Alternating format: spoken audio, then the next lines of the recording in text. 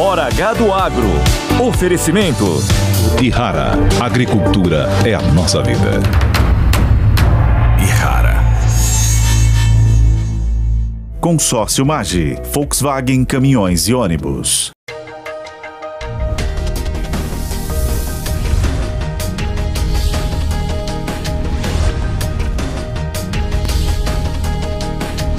Hora H do Agro, com Kellen Severo. Olá, sejam muito bem-vindos ao Hora H do Agro. Vamos aos destaques de hoje.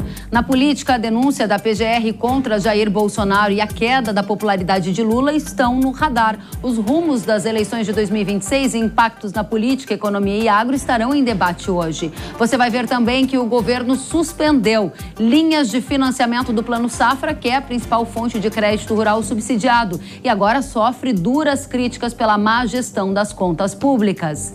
E ainda no cenário internacional, Trump e Putin mais próximos e o fim da guerra na Europa no radar. Vamos entender os efeitos na geopolítica, preços de grãos e fertilizantes daqui para frente numa eventual mudança de cenário. O calor e a seca aumentam a pressão de pragas nas lavouras e pesquisadores vão apontar soluções para melhorar o manejo. E tem ainda o preço do café renovando recordes e animando o setor cafeeiro. Tudo isso e muito mais nesta edição do Hora H do Agro, que já está no ar. Nesta semana, a eleição para a presidência em 2026 ganhou novos capítulos depois que a Procuradoria-Geral da República denunciou ao Supremo Tribunal Federal o ex-presidente Jair Bolsonaro. E mais 33 pessoas em um inquérito que apura suposta tentativa de estimular atos contra os três poderes e contra o Estado Democrático de Direito. A denúncia deverá ser analisada pelo relator do caso no STF, o ministro Alexandre de Moraes, e gera a perspectiva de que Bolsonaro possa ficar de fora da disputa eleitoral de 2026. O mercado financeiro cada vez mais observa de perto a disputa eleitoral do ano que vem.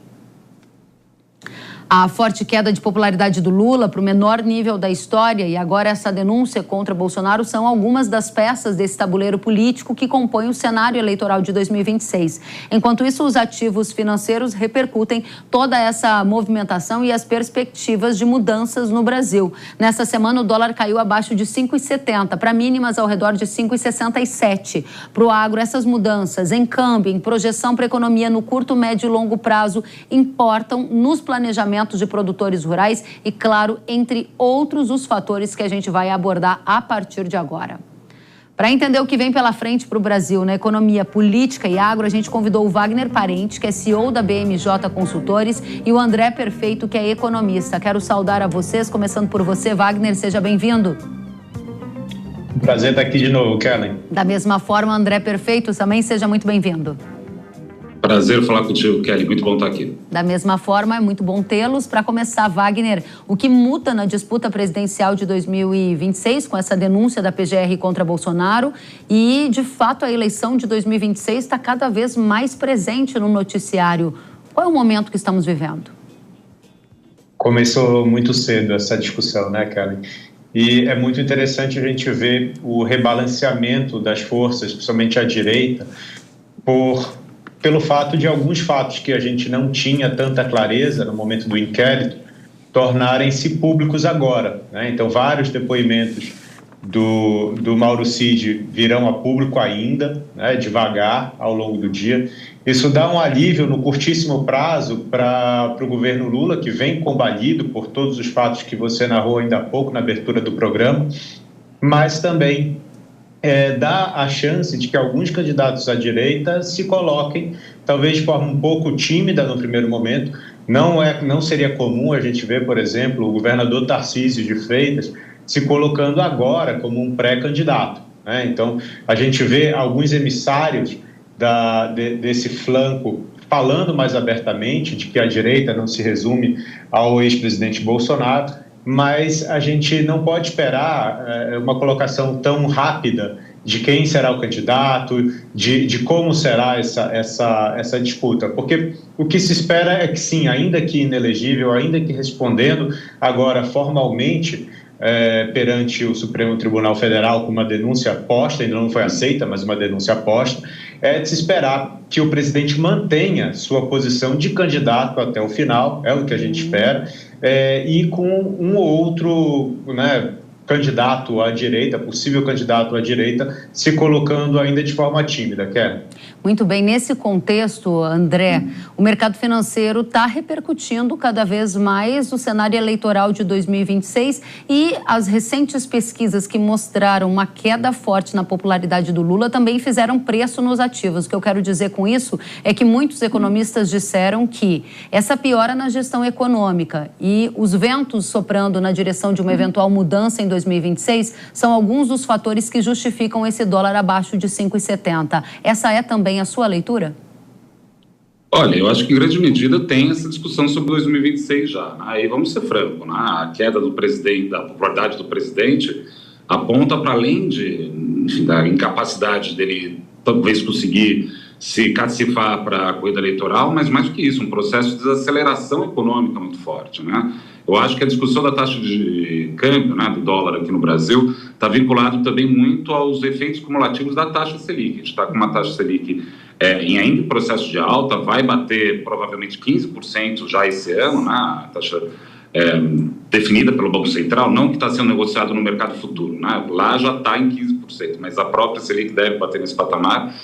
E aí o Brasil tem uma situação muito curiosa, né? Porque pode estar cheio de problema, mas que país do mundo, né, pagar 15% de taxa de juros assim de graça, né? Isso tudo aí já era um efeito de atratividade. Agora, em relação ao presidente Lula e o ex-presidente Bolsonaro, o que é interessante observar que foi tudo embaralhado agora, né, para a disputa de 2026, né? Porque aparentemente o presidente Lula não tem tanta força e muito provavelmente o ex-presidente Bolsonaro vai enfrentar outros problemas ali. Enfim, a denúncia da PGR é bem forte quando você observa o teor dela.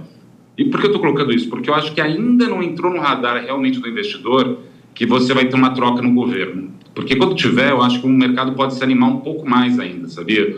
Porque o mercado vê com desconfiança, desconforto, a dinâmica fiscal. Quando começar a precificar propriamente que talvez vai ter uma mudança, muito provavelmente mais à direita, né? A gente tem uma situação que talvez anime mais. Eu acho que, por enquanto, se eu fosse determinar, eu acho que é mais diferencial de taxa de juros que está muito elevado aqui no Brasil, vis-à-vis o resto do mundo, né? Para eu não perder o gancho do que você há pouco colocou de projetar uma taxa básica de juros da economia brasileira em 15%, e essa taxa, que são uma das maiores do mundo aqui no Brasil, continuar a atrair capital estrangeiro, sendo um dos fatores que explica essa queda do dólar. A pergunta é, a sua análise é de um dólar ainda mais fraco, ou seja, um real se valorizando em função do juro que vai continuar subindo? Se sim, qual a sua projeção para esse ano?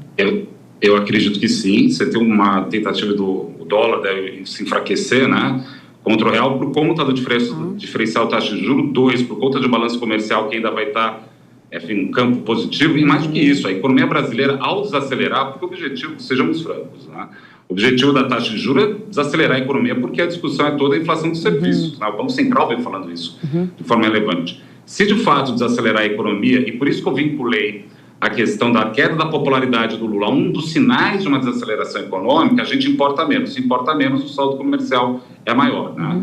Isso tudo para colocar... Desculpa aí.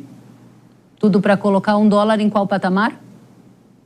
Eu estou imaginando algo mais próximo de 5,5, mas não muito mais do que isso. 5,5, então um dólar nesse momento na projeção do André Perfeito mais para 5,5 do que para 6 em função dessa alta na taxa de juros. Volto para você, Wagner, e pego um gancho do que o André disse. Ele disse algo como a troca de governo anima o mercado por conta dessa deterioração econômica, vento soprando para um cenário mais à direita na próxima eleição de 2026. É o que você enxerga? O enfraquecimento do governo Lula abre espaço para a direita, mas a direita está dividida? Quem será o candidato de 2026?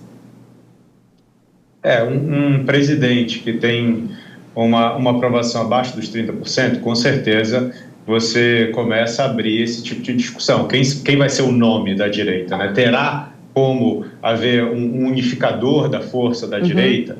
Essas são perguntas que a gente ainda não consegue responder, Kellen, até em função do que está acontecendo com o ex-presidente Bolsonaro.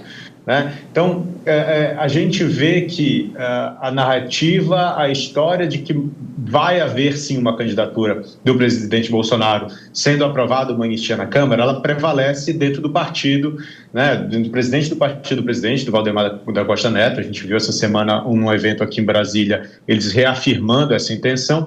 No entanto, o que a gente vê nos bastidores é sim uma conversa de composição entre direita e centro-direita para começar a compor a eleição de um outro nome, de um outro candidato dentro desse contexto de talvez de uma impossibilidade do presidente Bolsonaro. Essa semana eu ouvi de uma outra consultoria política que o nome do filho de Bolsonaro, Eduardo Bolsonaro, é o que teria mais força para substituir o pai. Ele consegue atrair os votos de Bolsonaro, da direita. Qual é a leitura da BMJ no momento? No momento, talvez, do ponto de vista de popularidade, seja alguém que consegue, sim, atrair esses votos. No entanto, a composição partidária não indica isso, Kellen. Eu acho que na composição partidária, para você unificar PP, republicanos, enfim, PSD, me parece que outros nomes têm mais força.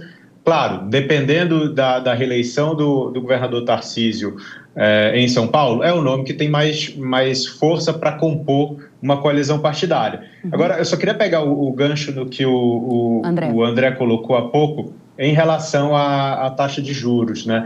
Eu acho que o impacto de curtíssimo prazo no setor, né, do agro é muito relevante, né? A gente viu no curtíssimo prazo a impossibilidade da continuidade do Plano Safra, né? Isso foi direto, então aumentou a taxa de juro, o governo não teve condição de cobrir a diferença da Selic com a taxa praticada aos agricultores, e isso, evidente, prejudica também a popularidade do governo, prejudica o governo perante o agro e abre mais um flanco para dizer que o aumento do custo de alimentos é por falta de uma habilidade de mover as finanças públicas, que foi o motivo pelo qual se elevou a taxa de juros. Então, eu acho que o governo está entrando numa espiral negativa que de fato complica para essa segunda fase do governo, onde vai precisar de apoio no Congresso, né, Karen? Muito bem, esse ponto a gente vai abordar já para todos que nos acompanham, a suspensão das linhas de financiamento do Plano Safra,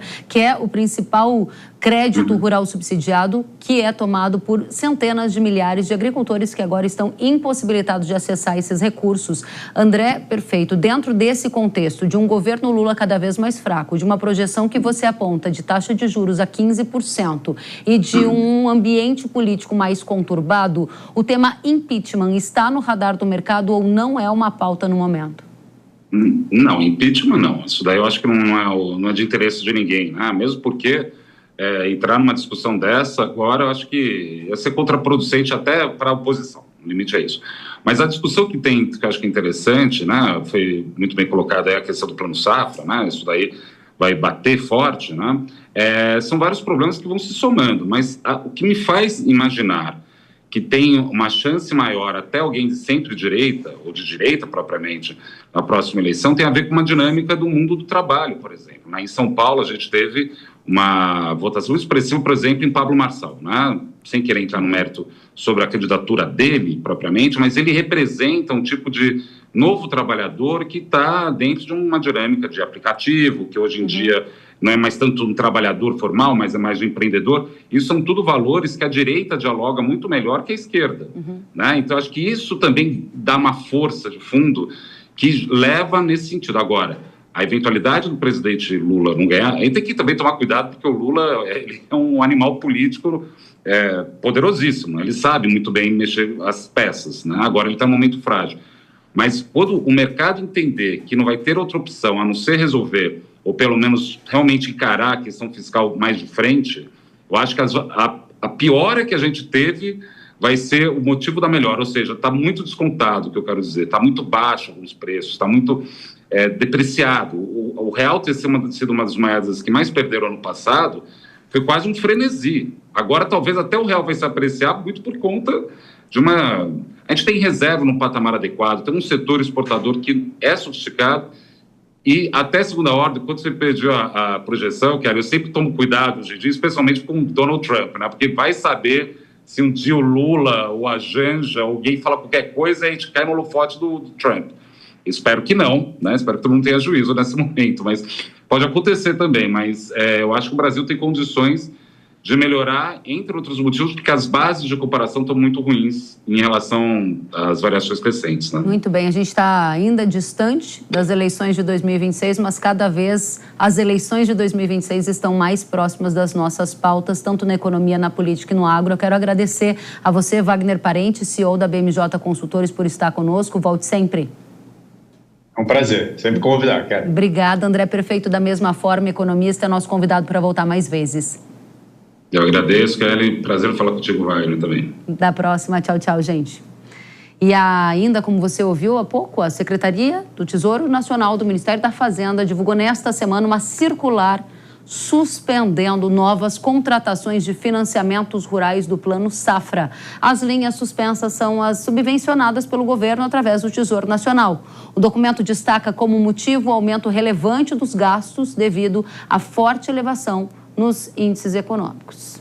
A Frente Parlamentar da Agropecuária, que é a maior bancada do agro no Congresso, disse que a suspensão dessas linhas de financiamento do Plano Safra são fruto da alta na taxa de juros, que decorre de uma má gestão das contas públicas, da alta dos gastos do governo. Vamos conferir. A suspensão de novas operações de crédito equalizados, né, do Plano Safra nos leva àquele ponto em que a gente achou que nunca chegaria. O ponto do total desprezo de um governo que não tem responsabilidade fiscal, um governo que não sabe gastar, um governo que gasta muito mais que arrecada, que perdeu a mão na economia, aliás, perdeu a credibilidade na economia. Isso fez com que a inflação voltasse com tudo, com que o câmbio ficasse completamente descontrolado e, mais do que isso, uma taxa de juros que era tão criticada por eles, cada dia maior. É óbvio. Equalizar juros de quase 15%, de 12, 13, 14, é muito mais difícil do que equalizar juros baixos, e para isso precisa de dinheiro. No mesmo dia em que fazem essa barbaridade com o nosso agro, o presidente da República tem coragem de fazer um discurso dizendo que não está nem aí para o corte de gastos. A gente vai deixar um pouco o noticiário nacional de lado, diante de todos esses desafios, para focar no que está acontecendo lá fora também. Depois de completar um mês à frente da Casa Branca, o presidente dos Estados Unidos, Donald Trump, está focado em alcançar um cessar-fogo na Ucrânia, na guerra na Europa. Nesta semana, o secretário de Estado americano, Marco Rubio, se encontrou na Arábia Saudita com o ministro de Relações Exteriores da Rússia, Sergei Lavrov, em uma negociação que não contou com a Ucrânia. Como resultado, americanos e russos concordaram em restaurar o funcionamento das missões diplomáticas dos dois países e também nomearam equipes de alto nível para trabalhar no fim do conflito.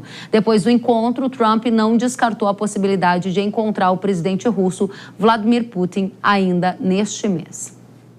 O presidente da Ucrânia, Volodymyr Zelensky, assim como líderes europeus, não participaram dessa negociação entre americanos e russos, o que deixou-os em alerta, principalmente em relação aos interesses europeus, e serão levados em conta nessa negociação entre os americanos e os russos. Em resposta, o Zelensky disse que a Ucrânia não aceitará nenhum acordo imposto sem o seu consentimento. Vai lembrar que no último fim de semana, o presidente ucraniano chegou a dizer que o rascunho do acordo com os Estados Unidos sobre minerais em terras raras da Ucrânia, tema de alto interesse de Trump, por exemplo, não continha as disposições de segurança que Kiev precisava. Enquanto isso, os europeus também se movimentaram e, na segunda, realizaram uma reunião de emergência em Paris. O encontro contou com países como França, Alemanha, Itália, Polônia e Espanha. Luca Bassani, que é o nosso correspondente internacional na Europa, acompanha as discussões de perto. Luca, seja muito bem-vindo à Hora H do Agro. O fim da guerra na Europa é um dos temas que interessa o setor agropecuário por todos os efeitos em geopolítica, grãos e fertilizantes. Qual é o termômetro do que está acontecendo por aí? Como essa aproximação entre Estados Unidos e Rússia está sendo observada pelos europeus?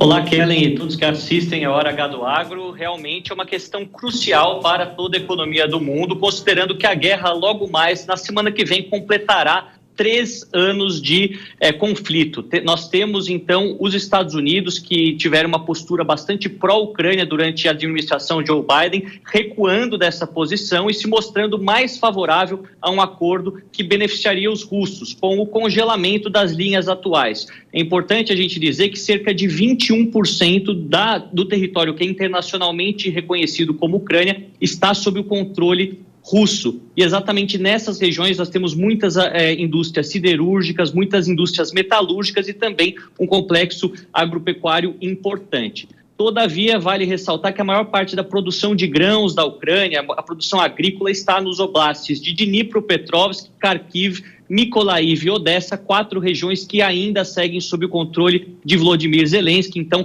tudo aquilo que a Ucrânia produzir nessas regiões, que historicamente são as maiores produtoras, continuará tendo o seu escoamento, sua exportação da mesma maneira como foi até agora. A preocupação é que a Ucrânia, enfraquecida e com menos dinheiro por conta de reconstruir o seu país, não possa atender às demandas do mercado internacional, e isso acabaria afetando principalmente a União Europeia, que é o maior consumidor daquilo que produz a Ucrânia, e também alguns países no Oriente Médio. Tudo indica que nas próximas semanas o presidente Donald Trump e o presidente Vladimir Putin se encontrarão pessoalmente. Não sabemos ainda se será em Moscou ou em Washington, mas Trump tomou as rédeas desse desfecho da guerra e está excluindo Zelensky de qualquer negociação, o que irritou bastante os aliados ocidentais aqui na Europa, e o próprio Volodymyr Zelensky, que disse que não vai aceitar uma paz outorgada, uma paz ditada pelo seu inimigo maior, a Rússia, e também pelo seu antigo aliado, os Estados Unidos. Ele não vai aceitar, é assim a sua interpretação do que está acontecendo e a repercussão aí na Europa? Ou seja, o seu entendimento é que a meta do Trump de um cessar-fogo, de paz nessa guerra na Europa até abril, pode não se concretizar? Olha, Kellen, se nós olharmos a força do exército e da economia americana, sabemos que aquilo que Trump determinar com a Rússia, infelizmente, vai ser imposto à Ucrânia. Volodymyr Zelensky, ele se coloca nessa posição antagônica exatamente para mostrar essa altivez ao seu próprio povo e aos seus aliados europeus. Afinal, uma quebra gritante do direito internacional à invasão e anexação de um país estrangeiro por uma potência militar vizinha. Eu acredito que, por mais que esse desfecho seja postergado, aquilo que os americanos decidirem com os russos, olhando a realpolitik, o mundo como ele é, provavelmente acontecerá, e a Ucrânia terá que saber se adaptar a um país territorialmente menor e mais pobre, também com menos recursos minerais e agrícolas, como nós acabamos de citar. Muito bem, Luca Bassani, obrigada pelas atualizações, direto de Munique, na Alemanha. Até a próxima. Obrigado. E a gente vai agora ouvir a avaliação de um professor de Relações Internacionais do IBMEC, o Lucas Azambuja, que apontou que a aproximação de Trump com Putin tem também outros efeitos, como, por exemplo, na China. Vamos entender. A aproximação de Trump com Putin e o afastamento de Zelensky diz respeito a um jogo geopolítico maior que tem a ver com uma estratégia de Trump de isolar a China. Trump procura se aproximar Putin para reintegrá-lo novamente no sistema econômico internacional e assim afastar Putin da sua dependência com relação à China, promovendo um isolamento maior da China, o principal e atual rival dos Estados Unidos em termos geopolítico, num contexto de que muitos especialistas estão chamando de nova Guerra Fria. Quais alianças estão se formando, Lucas? Estamos diante de uma nova conjuntura dentro desse cenário maior de nova Guerra Fria, de uma possível nova Guerra Fria. O arco de alianças ainda não está muito claro, pois depende de alguns movimentos políticos domésticos, especialmente na Europa. Uma vez que esses políticos percam seus mandatos, não vençam esses partidos às eleições, talvez o arco de alianças de Trump aumente na Europa com a chegada de partidos mais relacionados à direita, na Alemanha, no Reino Unido, na Inglaterra, precisamente, melhor dizendo, e também no Canadá, uma vez que esses países e outros governos passem por essa orientação, é muito provável que o arco de alianças né, se restaure novamente entre os Estados Unidos e o Ocidente europeu. Muito bem, obrigada, professor. Para a gente agora afunilar as análises em relação a agronegócios e mercados, vamos ouvir o Ale Delara, que é diretor da Paine Agronegócio, e o Marcelo Melo, que é head de fertilizante da StoneX. Delara, seja muito bem-vindo. Olá, Kellen. Obrigado pelo convite novamente. Obrigada a você. Marcelo Melo, seja bem-vindo. Obrigado pelo convite, sempre um prazer, Kelly. Da mesma forma, é muito bom tê-los. Começo com você, Delara. O agro, nesse contexto, está sendo impactado ou será mais impactado de qual forma? Em qual contexto? De uma aproximação Estados Unidos e Rússia e uma expectativa de um cessar-fogo na guerra na Europa. Eu acredito que essa medida do Trump de negociar com o Putin, até mesmo adicionando o Xi Jinping dentro da conversa, existem várias frentes. Uma delas, possivelmente, seja o enfraquecimento do BRICS, criando uma espécie de novo bloco econômico, não seria um bloco, na verdade, mas um acordão econômico entre os 3 principais líderes globais. Para o agronegócio, nós podemos ter impactos tanto nos preços de energia, de combustíveis, porque a Rússia ela está sancionada pelos Estados Unidos, pela Europa, então há limitações na venda de gás natural, na venda de petróleo para o mundo todo. Então, um eventual acordo vindo ali do leste europeu pode reativar os fluxos de energia tanto para a Europa quanto para o restante do mundo de uma maneira mais normalizada, a exemplo do que aconteceu no pré-guerra, por exemplo, em 2021. Pode haver impactos no mercado de fertilizantes, aí será comentado pelo Marcelo, e também poderíamos ter impacto na oferta maior de grãos, sem restrições, sem sanções, trigo, eventualmente milho, girassol vindo da Ucrânia num período um pouquinho mais longo. Então, ao longo do tempo, nós poderemos ter impacto de maior oferta de produtos e de commodities agrícolas e energéticas vindo ali da região. Importantíssimos os pontos que você já coloca na mesa, e aí o gancho fica super oportuno para você, né, Marcelo? Aumentam os fluxos de gás, aumenta a oferta de fertilizante, tendência é de preço mais baixo, ou essa é uma análise muito simplista que eu estou fazendo? Não, na verdade, a Ucrânia não produz fertilizantes, né? Ela produz grãos, então sim, aí há impactos, mas eu não sou a pessoa adequada para comentá-lo. Agora, a Rússia, sim, ela é muito importante na produção de fertilizantes, mas ela não chegou a ser sancionada pelos Estados Unidos em nenhum momento em fertilizantes, né? Então, não há nenhuma restrição para a produção e exportação de fertilizantes da Rússia, inclusive para os Estados Unidos atualmente.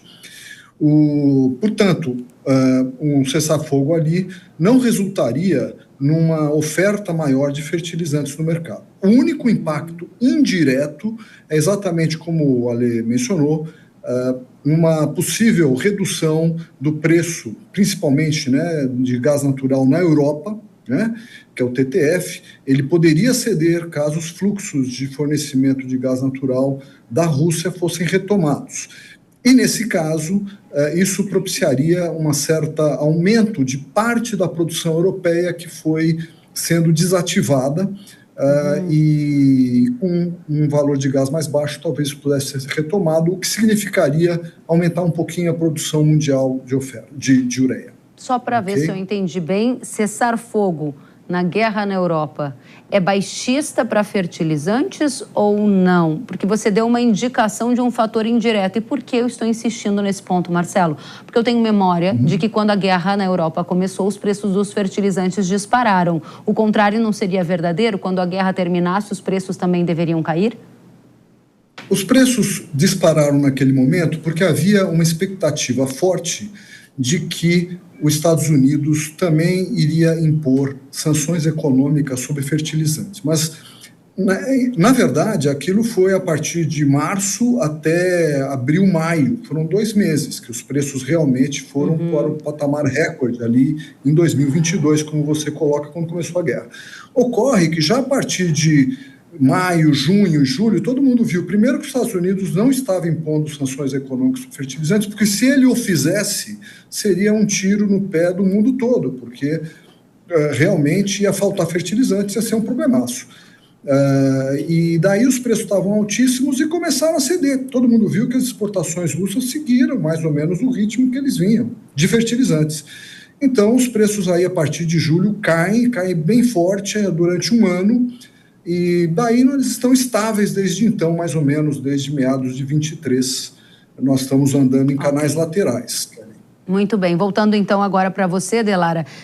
Dentro desse contexto de fertilizante, eu quero focar com você em trigo, milho e girassol, que você abordou no seu primeiro ponto da conversa. Um cessar-fogo na guerra na Europa traria partes produtoras agrícolas da Ucrânia de volta ao mercado de uma maneira mais viva, o que significa mais oferta destes grãos na safra 25-26, a ponto de levar a oferta global para um patamar maior e acomodar preços em Chicago, impactar preço do milho, por exemplo, aqui no Brasil também? Não de uma maneira imediata, Kellen, porque a guerra ela não trouxe só um impedimento da logística.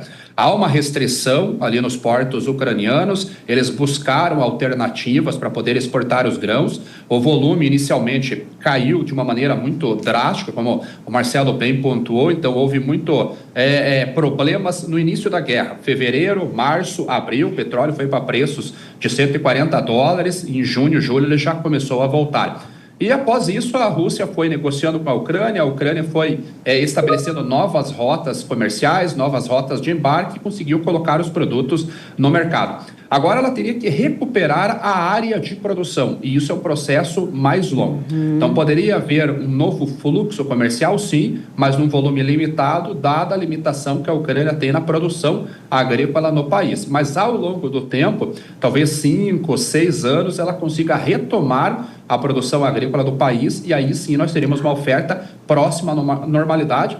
Lembrando que a Ucrânia é o maior exportador, processador de girassol do mundo, já chegou a ser o 4º maior exportador de milho do mundo, mas para retomar esse posto de maneira efetiva levaria mais tempo do que simplesmente o fim da guerra. Muito bem, há um certo gradualismo, mas a direção, você já deixou claro, é de uma oferta sendo restabelecida se esse cenário de cessar-fogo se confirmar. Delara, eu passo de você para Marcelo. Dentro do contexto internacional, a gente está observando também decisões de compra para a safra de inverno, Marcelo, aqui no Brasil, e também alguns para 25-26. Qual é o contexto que a gente vê hoje no Brasil em termos de fertilizante? Atraso ainda relevante nas compras?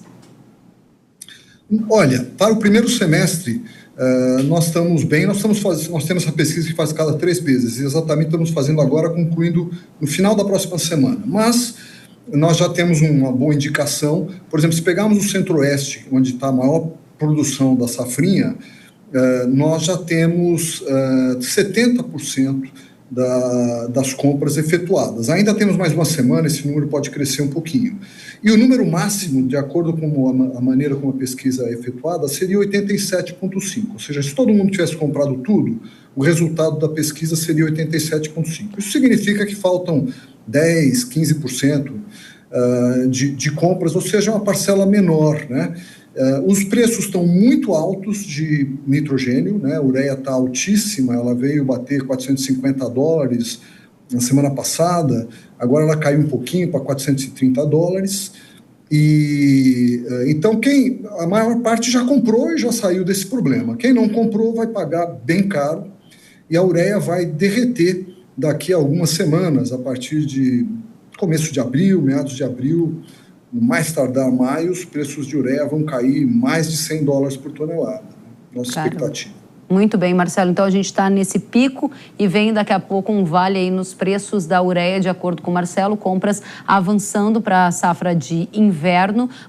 Ale Delara, eu volto com você, porque algumas semanas você participou conosco e nesse contexto de geopolítica, você foi um dos profissionais que disse aqui no Hora H do Agro que havia no seu radar a possibilidade de um acordo entre Estados Unidos e China, diferente das grandes expectativas de uma escalada da guerra comercial entre Estados Unidos e China. Você colocou um outro elemento na mesa. Agora, nessa semana, Donald Trump disse que é possível, sim, um acordo com a China. Qual é o efeito disso para preço de soja 25-26, para preço de milho aqui no Brasil? Acordo comercial Estados Unidos e China derruba preço no Brasil? Ele pode derrubar, Kellen. É que nesse momento nós estamos vivendo um processo de colheita de uma super safra, a maior safra já do Brasil, superando a temporada 22-23, mas com um atraso muito grande na colheita, e isso tem atrasado o nosso programa de exportação. Como as empresas privadas na China, elas temiam a guerra comercial, então elas não se posicionaram em compras nos Estados Unidos, somente a Sinochem realizou compras por lá, eles ficaram descobertos nesse início de ano, então a Sinochem já fez um leilão, provavelmente fará mais leilões para poder atender alguma demanda doméstica. Isso vai acabar dando uma cobertura para a China num período mais longo, porque as cargas brasileiras, invariavelmente, elas irão chegar na China em algum momento. Se o acordo realmente for celebrado, reviverem aquele acordo de 2020 após a guerra comercial, a depender das exigências que o Trump faça para a China comprar soja nos Estados Unidos, nós poderemos ver um impacto nos prêmios aqui do Brasil, com prêmios do segundo semestre mais baixos do que tradicionalmente são. Só que essas compras nos Estados Unidos, elas são positivas para a Bolsa de Chicago. Então, se os Estados Unidos realmente conseguirem vender um volume maior do que vendeu nesse ano, teremos um cenário positivo para a Bolsa de Chicago. Qual será essa positividade, né? Qual será o impacto que pode ter nos preços? Nós dependemos dos relatórios de plantio dos Estados Unidos. O primeiro sai em fevereiro, o relatório oficial sai no finalzinho do mês de março, porque se a área de soja reduzir, como é a nossa expectativa devido aos custos de produção e a paridade, a arbitragem com o milho, esse movimento pode ser potencializado ainda em Chicago, voltando a trabalhar em níveis bem altos. Do contrário, se é uma manutenção ou um aumento na área de soja nos Estados Unidos, nós podemos ver preços um pouco mais altos e, mesmo assim, impacto nos prêmios aqui do Brasil.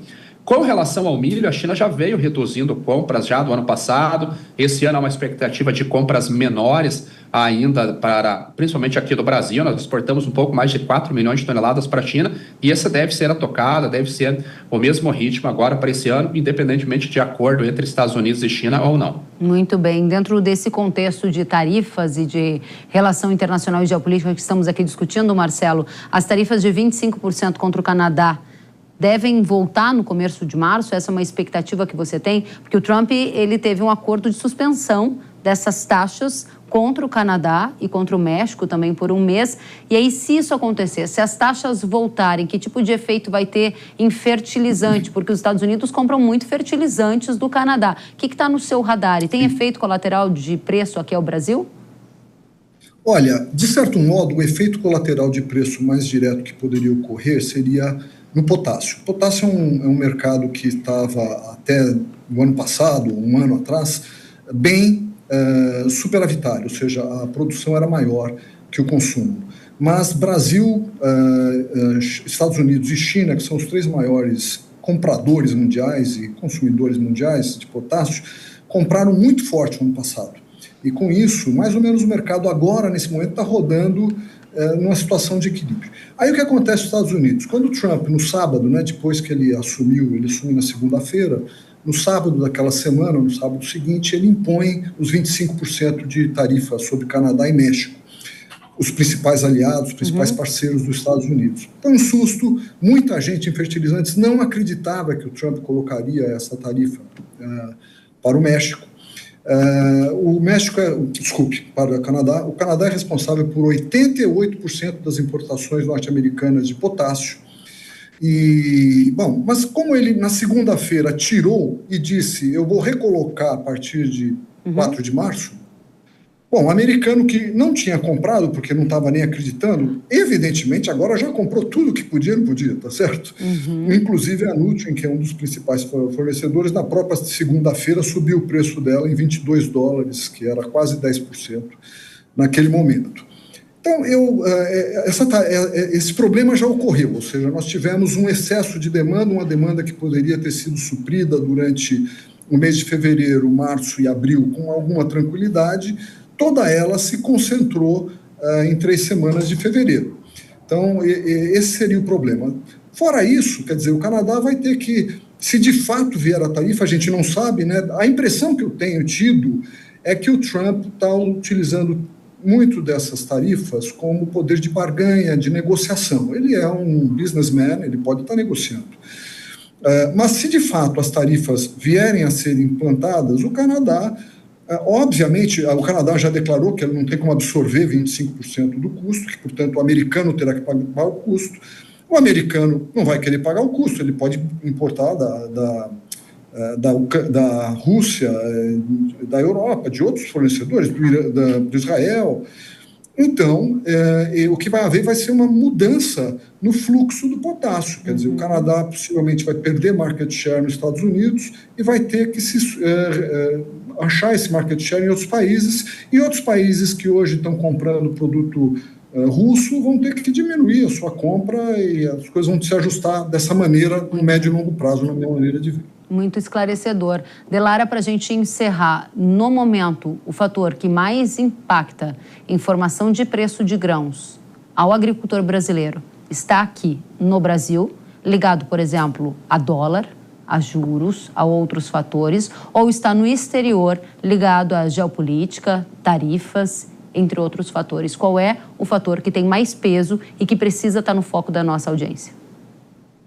Colocaria dois, Kelly, nesse momento. A taxa de câmbio, que teve um recuo agora nesse início de ano, está trabalhando por volta de 5,70, pode chegar a 6,30, mas principalmente os prêmios de exportação, que sazonalmente já deveriam estar no campo negativo, principalmente porque nós temos uma safra recorde sendo colhida e toda a curva de prêmios no Brasil está positiva devido ao atraso na colheita. Então, são os dois referenciais de preço que têm segurado os preços da soja e têm até colocado boas oportunidades pontualmente quando alguma trading precisa fazer a cobertura de algum navio ou completar alguma carga. Então, eu olharia para esses dois pontos agora, principalmente prêmios de exportação. Muito bem. Marcelo Mello, o seu ponto para a nossa audiência ficar de olho. Então, estamos falando de grãos, né? Acabamos de falar de grãos aí. Eu acho que é o seguinte: uma ótima compra como antecipação para a safra 25-26 seria comprar potássio. Aliás, o Brasil está comprando, o Centro-Oeste está comprando bastante, fazendo barter, e ele deve fazê-lo realmente. A melhor situação, o potássio, como ele ficou um mercado mais estreito, o preço pode subir com um pouquinho mais de força. E depois, a partir daí, o fósforo, né? O MAP, que continua a um preço alto, mas estável, não tem muito espaço para subir muito mais do que onde ele já está. Muito bem, é muito bom tê-los conosco. Ale Delara, diretor da Paine Agronegócio, volte sempre. Obrigado, Kelly. Marcelo Mello, head de fertilizante da StoneX Brasil, também é muito bom tê-lo conosco, volte sempre. Muito obrigado. A gente é que agradece, até a próxima. E ainda no cenário internacional, na última semana, o Trump se reuniu com o presidente da Índia, Narendra Modi. E nesse encontro, os países concordaram em iniciar negociações para fechar um acordo comercial e resolver um impasse sobre tarifas. Nova Delhi prometeu comprar mais petróleo, gás e equipamentos militares dos Estados Unidos. No agro, os indianos se comprometeram a elevar as compras de carne de pato e feno de alfafa dos Estados Unidos e devem continuar trabalhando para que os americanos enviem mais produtos agro à Índia. Para o agro brasileiro, esse tema também importa, já que a Índia é o país mais populoso do mundo e é um mercado interessante para os produtos agrícolas daqui. Vamos continuar acompanhando. E depois do intervalo tem mais Hora H do Agro. As altas temperaturas aumentam a pressão de pragas nas lavouras. Junto com a seca, a alta temperatura está no radar de agricultores e a gente vai tratar de dicas de manejo. E, claro, a alta do café, que continua renovando patamares de preço lá no topo. Voltamos já já, eu espero você.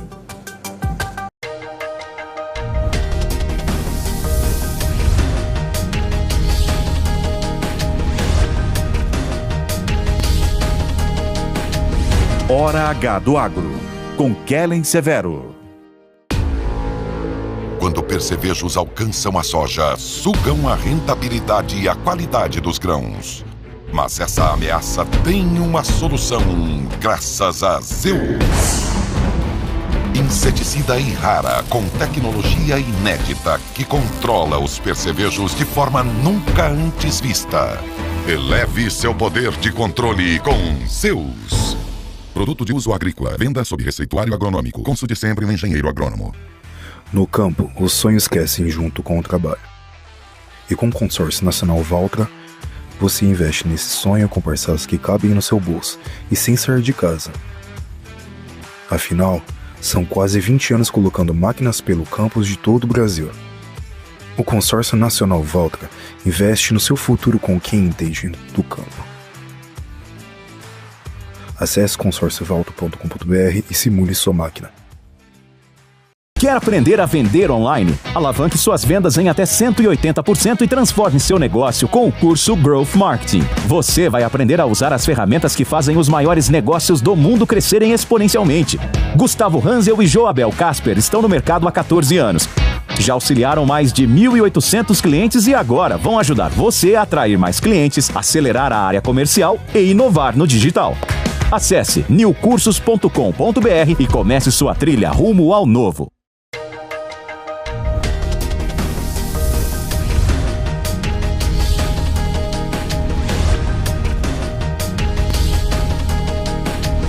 Hora H do Agro, com Kellen Severo. Estamos de volta com o Hora H do Agro aqui na Jovem Pan News. O aumento das temperaturas e o tempo seco elevam a pressão de pragas nas lavouras. Segundo a Embrapa Soja, essa condição climática faz com que as pragas se desenvolvam ainda mais rápido. Dados da Emater, no Rio Grande do Sul, que é um estado que já registrou temperaturas acima de 40 graus nas últimas semanas, revelam que pragas como percevejo, mosca branca, traças e ácaros têm sido favorecidos, têm aumentado com esse tempo mais seco e quente. É hora da gente tratar de dicas de manejo com o Maurício Paulo Batistella Pazini, que é engenheiro agrônomo e nosso convidado, e o Valdomiro Garcia, que é gerente de marketing regional Irrara. Sejam muito bem-vindos, Maurício. Obrigada pela companhia. Obrigado, Kellen, pela oportunidade. Maurício e Valdomiro, da mesma forma, seja bem-vindo. Obrigado. Quais são as pragas, Maurício, que mais estão aparecendo aí na safra de soja atual 24-25 diante desse tempo seco e quente, hein? Bom, desse tempo seco e quente, primeira coisa, né? Sempre lembrando, quanto maior a temperatura, maior o metabolismo do inseto, menor o seu ciclo de desenvolvimento, ou seja, num curto período de tempo ele consegue fazer mais gerações. E aí favorece alguns insetos, por exemplo, como trips, a questão de percevejos, a questão de lagartos, enfim, tudo isso se beneficia e alguns insetos ainda se beneficiam mais, como o caso aí da mosca branca e até os próprios ácaros que possam estabelecer. E aí, puxando um gancho, é como na cidade. Aumenta a temperatura, aumenta a quantidade de insetos e assim também tem acontecido nos ambientes de cultivo. E aí nos desafia porque esses ambientes que a gente tem de alta temperatura e de restrição hídrica influenciam muito na performance dos ativos, influenciam muito na própria escolha das ferramentas que a gente vai ter que utilizar lá no campo. Muito bem. E quais são as melhores oportunidades de manejo nesse contexto, Valdomiro? É muito importante avaliar, né? Você falou sobre safra de soja, mas aqui no Brasil, normalmente o agricultor faz uma safra de verão e uma segunda safra. Então, a Irrara olha para a jornada do agricultor como um todo. A gente pensa no sistema produtivo, né?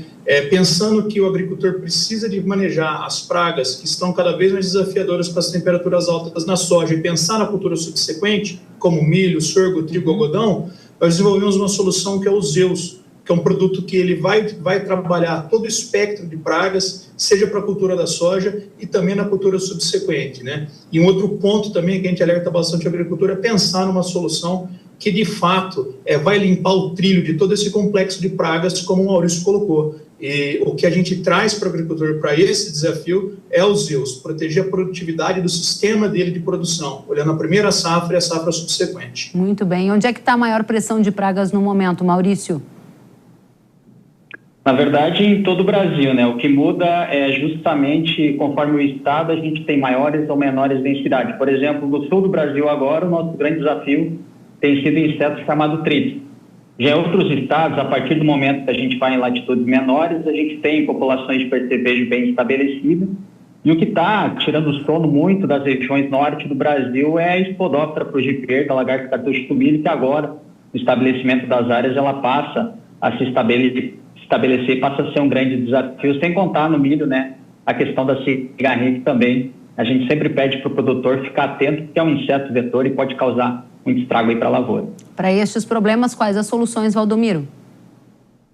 Mais uma vez, né, a solução para todo o complexo de sugadores é Zeus. E o mais importante, né, que quando o produtor opta por um produto para paralisar o dano provocado por uma praga, essa paralisação do dano precisa de acontecer rápido e com eficácia. E é isso que Zeus traz diferencial para o agricultor, né? Ele cessa imediatamente o dano e a geração do percevejo, seja o percevejo da soja, o percevejo do milho e a cigarrinha do milho também. Muito bem, são os desafios dos agricultores que nos assistem. Que bom que há soluções para esses desafios. Maurício Paulo Batistella Pazini, engenheiro agrônomo, obrigada pela companhia, volte sempre. Eu que agradeço, obrigado. Valdomiro Garcia, gerente de marketing regional da Irrara, obrigada por estar aqui no Espaço Irrara sobre dicas de manejo. É um prazer tê-lo conosco também. Obrigado, Kelly. Até a próxima. Até a próxima. E o preço do café no Brasil segue renovando recordes. Neste mês, o CPEA indicou a saca do Arábica em mais de R$ 2.700, valor que nunca tinha sido atingido antes na história, que começou lá essa série histórica a ser medida em 1996. Uma produção menor aqui no Brasil e em importantes países produtores, além de demanda aquecida, explicam parte dessa valorização do grão de café que todos nós temos observado. E o ministro do Supremo Tribunal Federal, Gilmar Mendes, apresentou nesta semana uma proposta de alteração da lei do marco temporal. O documento foi apresentado a integrantes de uma comissão especial composta por líderes indígenas e do agro, que tenta chegar a um acordo sobre este tema. A proposta acontece em meio a uma divergência que ocorreu entre os poderes no ano passado. Enquanto o Congresso aprovou a lei que prevê o marco temporal para demarcações de áreas indígenas, o STF foi no sentido contrário e invalidou essa tese. Acontece que agora o ministro Gilmar Mendes apresentou uma sugestão de texto, mas que não prevê o ponto mais importante, que é a regra do marco temporal.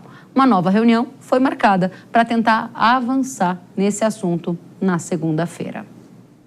Esse tema do marco temporal é super importante para o agro e para o Brasil, porque ele prevê que podem ser demarcadas como indígenas áreas que esses povos estavam na data da promulgação da Constituição, lá em 1988, ou seja, ele cria uma regra clara ao colocar uma data como referência para as demarcações. Sem essa regra, há uma enorme insegurança jurídica, principalmente em relação aos proprietários de terras em áreas que ficam sendo também tensionadas com a questão indígena. O presidente da bancada do agro no Congresso Nacional, deputado Lupion, também comentou o tema do marco temporal. Vamos ouvir. O que nos causa estranheza, e cumprimentando o Dr. Diego e o Dr. Lucas, é que o objetivo principal e talvez o cerne de toda a questão é justamente a questão do marco temporal.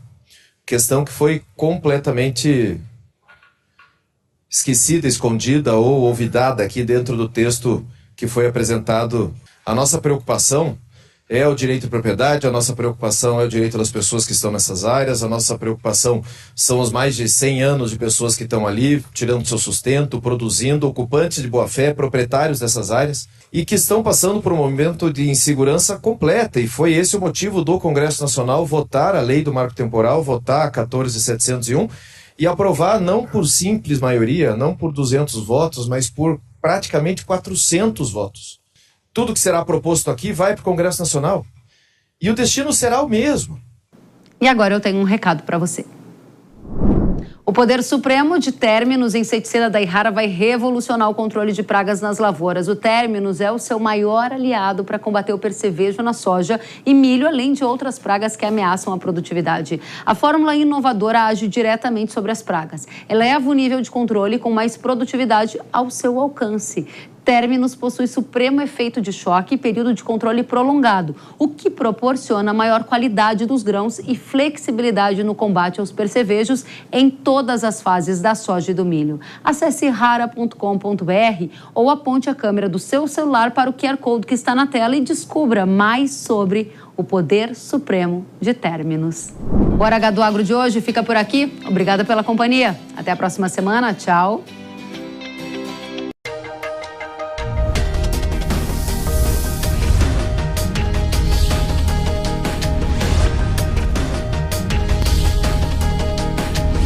Hora H do Agro, com Kellen Severo. Hora H do Agro. Oferecimento. Irrara. Agricultura é a nossa vida. Irrara. Consórcio Magi, Volkswagen Caminhões e Ônibus. A opinião dos nossos comentaristas não reflete necessariamente a opinião do Grupo Jovem Pan de Comunicação. Realização Jovem Pan News.